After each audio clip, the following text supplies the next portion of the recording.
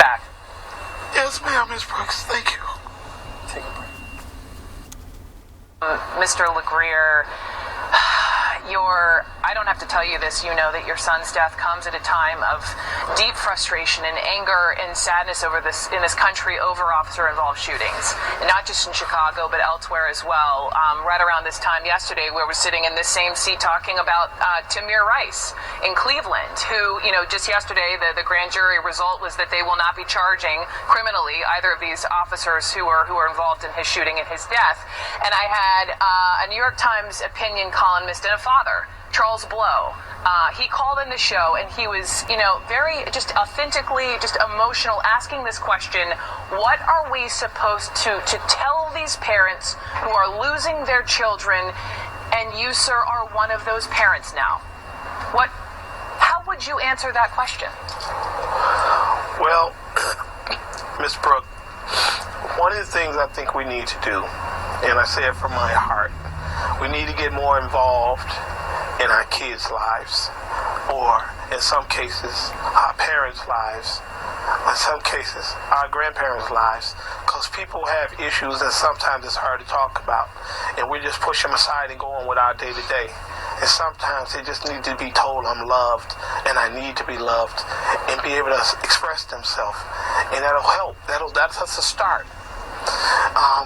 Quite naturally, no one expected the Chicago Police Department to just start shooting into a doorway where a young man may or may not have had a weapon when the door opened. Maybe it was an inexperienced officer who wasn't trained on how to respond to these situations. I'm not sure what it is. All I know is right now, 2 innocent people are dead because the officer made a decision that was not the right one. And I'm doing this interview and the lawsuit so no one can just walk away and sweep it under the rug, because my son's life would not be in vain. I need the nation to know that I, Antonio LeGrier, father of Quintonio LeGrier, raised a good son that went to school and provided good grades and had a beautiful future in front of him that was snuffed out by inexperienced officers that is obviously running rampant throughout the United States, and we need to put a hold on this, and it's not our place to do it. All we can do is work within the household and teach our children to obey authority, and hopefully they won't get shot. I mean, I can only say that this time because this, in my case, is what my son did. He got shot. Now, I wasn't there when the firing was done, but I was there after, and I saw the officer response that he was, in fact, sorry. And I'd like this time to say my condolences to go out to his family, Miss Jones's family, and my family. Because this don't just affect one side of it. It affects everyone. That officer knew he was wrong. He knew he was wrong. And he showed emotion about that. And I can't put myself in his state of mind at this moment, but I'm sure he's hurting as well, because he has to live with the fact that he shot blindly into a doorway without thinking about who or what he would hit.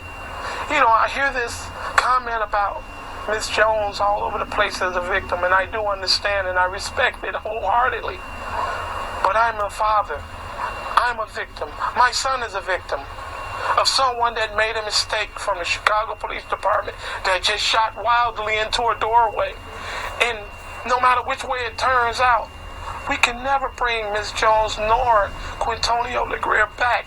But I want to be the first one to say, I am now his voice. I'm his voice. It's your boy, Mr. Bates. Emotional words, good spoken words from the boy's father. And like and subscribe. I'm gonna have the full link of the whole interview in the description box below. So holla.